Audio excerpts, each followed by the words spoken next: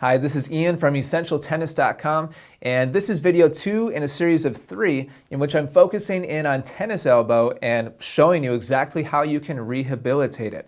If you haven't seen video 1 already, you must watch that first. It's very important. I'm joined, just like in this video, by Ryan Stevens, a professional athletic trainer. And in that video, we showed you a bunch of stretching exercises that you need to start with before you start to strengthen that area of your body again. And that's what we're going to be focusing on in today's video. We're going to show you a wide range of strengthening exercises that you can use to start fully rehabilitating that part of your body. If people at home are trying to rehabilitate their tennis elbow, at what point should they be going from stretching to then starting to try to strengthen the area? At the point where the pain allows. If you're doing the exercise that we're showing here and it's causing sharp pain and more discomfort, it's not a good idea to be doing that if it doesn't go away after a few reps of getting used to it. In that case, you want to maybe give it some more time, or if you've given it time and you've taken the basic at-home steps, then you want to make sure you're getting it evaluated. If you're doing it and it does not cause additional discomfort, then by all means you can definitely start after maybe the first 2 to 3 days of the initial inflammation. When it comes on, start doing some of these with a light weight, see how it feels, and if it feels fine, then definitely you can continue to work on these exercises. But eventually the end goal to fully rehabilitate something like that would be to strengthen, correct? Definitely. Strengthen. Make sure that you're working with either a tennis professional or an exercise professional on your technique and your mechanics, and making sure that there's no other hidden weaknesses that are contributing to your elbow taking more stress, whether it be in the shoulder or the core. If you address those things, then you're definitely going to be addressing the problem, and in that case, yes, strengthening the forearm, very importantly, strengthening the grip muscles is a very good thing to do. All right, great. Okay, first thing we're going to demonstrate are the 6-way wrist exercises. Okay, the first thing we're going to do is wrist flexion, which is important for the muscles of gripping and following through with your swing. So all you're going to do is palm up, and you're just going to let the dumbbell roll into your fingertips a little bit, and then curl it up into the palm and flex up. All the motion is occurring at the wrist, the elbow is still, all right? And you're working your wrist flexor muscles with this exercise. Okay, with this exercise, as long as you're not having pain, this is not something where you want to go really heavy, you want to go high rep, because tennis is an endurance sport, you're hitting a lot of balls. So, right now Mike is using a 5-pound weight, maybe he's going to knock out 20 to 30 reps in this set to get a good burn in his forearm and get some good forearm endurance going with that. Okay. After that, we're going to turn around and go to the other side, okay? Oh, by the way, so the curls he was just doing, would that be more for the tennis elbow sufferers where it's on the bottom, or more towards the top? More so on the inside and the bottom of their forearm. This next one is going to be more for the outside and the top of the forearm as well. We're going to switch, Mike, to a heavier weight. This is 10 pounds, and we're going to work on some eccentric exercises with this. Because of the nature of tennis, and the same thing with throwing athletes as well, the deceleration component of your follow-through places a lot of stress on the rotator cuff and the outside muscles of the elbow and the forearm. So you want to train it that way. When you're doing eccentrics, you're not going to do a high amount of repetitions. You're going to do a heavier weight, but maybe 5 to 10 reps at a set, because the stress is a little more to the muscle. So what Mike is going to do here is he's going to use his right hand to help to guide the muscle with the extension, and then he's going to let go and slowly lower it down to the bottom of his range. Okay, he's going to lift it up again, so he's going to help it, assisting coming up, and then he's doing a negative exercise for his wrist extensors on the way down, lowering it slowly. Okay, this is one that may cause more soreness and more discomfort, so it is definitely something where you don't want to do a ton of them right away, or something real heavy. Start light, and once you get your body used to this type of exercise, then you can definitely work it a little harder, as long as you don't have any underlying condition or pain going on. And once again, this is more for the top, correct? Exactly, the top and the outer aspect of the elbow. A lot of times they have those straps that maybe many tennis players will wear for the pain. This works the muscle that strap is supposed to help to support. Okay. So this definitely is very effective at improving the strength on the upper part and the outside of your elbow. Okay. Okay. So we got up and down this direction. Next thing we're going to do is called radial and ulnar deviation. All right. You can use a hammer with this. You could use the tennis racket. All right.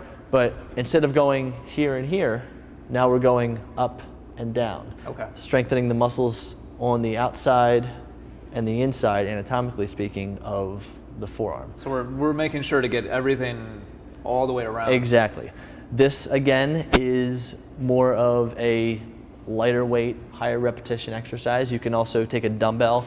If a dumbbell is small enough, you can grip the end of it and hold it like that. But we're going to just demonstrate for purposes today with a hammer because you can see the best way of working the exercise. Okay, all Mike is going to do is all the motion again comes from the wrist, and he's just going to pull the hammer up toward his forearm and back down. With the weight of the hammer being on this end, he's placing the muscle stress here on the top side and outside of his forearm. You want your hand in the neutral position, just like Mike is. All right. So would this literally be enough weight for somebody like Mike to go through this? This is again a high rep exercise, so Okay. 30 reps. You should feel fatigue Okay. with that.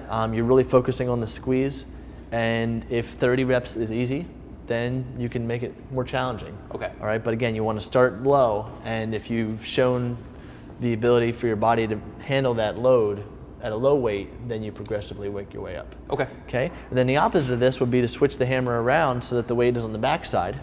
Okay, and from the back side of the elbow, you're contracting the back aspect of the forearm with your ulnar deviating muscles. Okay. To strengthen them as well. Same thing, high repetition, all right, getting some good activation of the muscles there on the back side of the forearm. And again, progressing your weights with this as well.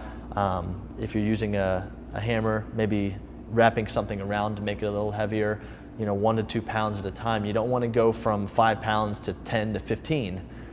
You want to maybe start with like 1 to 2 pounds and then go to 3 and then 4, a slower progression like that, because again, you're working endurance here.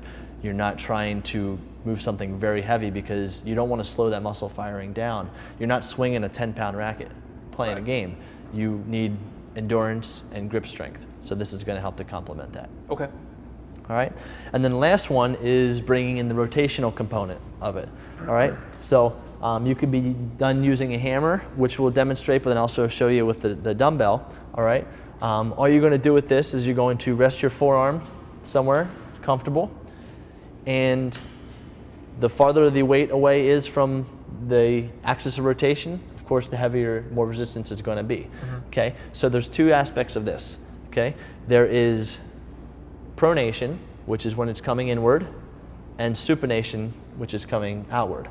It's important that when you're working this direction here, again, you want to work that in a negative way, an eccentric way, the way we did with the wrist extension exercise, because you get that turnover as you're following through with your swing. Okay. So one way you can do that is from this position. Mike's going to use his right hand to apply a little negative resistance on the way down, self-resisting so that there's a smooth motion, but he has that resistance. Once he gets to round neutral, then he's just going to bring it up and then repeat that exercise as well. And that'll give that eccentric control. And again, with this, 5 to 10 reps, because it's working harder to slow it down, you don't want to overdo with the reps. This can, if done too high of a volume, can actually bring on tennis elbow type symptoms, because not that it would be injuring anything, but it would bring on inflammation, and because the muscle would be really overworked. And again, we're focusing on more resistance and lower reps in this direction because of the decelerating properties of a tennis swing. Exactly. Okay. All right. Exactly. The other direction would be starting position here with the weight end, and this is something where you could probably go a little heavier, and basically going from here to neutral. So now you're not working the slowdown, you're working the acceleration part, going from supination into neutral to get the muscles more so on the inside of the forearm and the underside. Okay. All right, and this is one where you could use a hammer, you could use a dumbbell, in this case like this, grip the end of the dumbbell there, rotating it up that way as well, to really get that rotational strength on the inside of your wrist. Okay. So these are all exercises you would actually use to help rehabilitate somebody with tennis elbow? Definitely. These are all part, once you manage the initial inflammation of the condition and you start that road to recovery, these are all things that you will see being done in physical therapy clinics. And they're also great maintenance exercises you can do if you're not injured to avoid to decrease the risk. You can never completely avoid injury, but to decrease the risk of something happening. Okay, great. All right. Thank you so much for watching, and I hope that these 2 videos have already been a huge help to you, but please don't miss video number 3.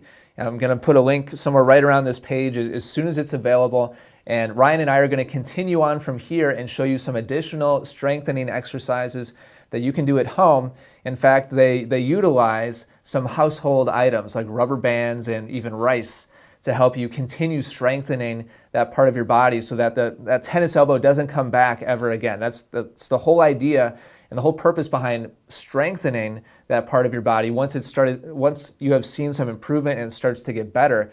Because the stronger it gets, the more insulated it's going to be to further injury in the future. So make sure you check out video 3. If you've enjoyed these 2 videos, please click like down below. And also let me know what other types of injuries you'd like to see videos about with Ryan. So until next time, thank you so much for watching. I'll be talking to you again very soon. Want to serve more like the pros? Find out how as I compare Federer, Nadal, and Djokovic in my free 5-video course. Get it now at freeservecourse.com. That's freeservecourse.com.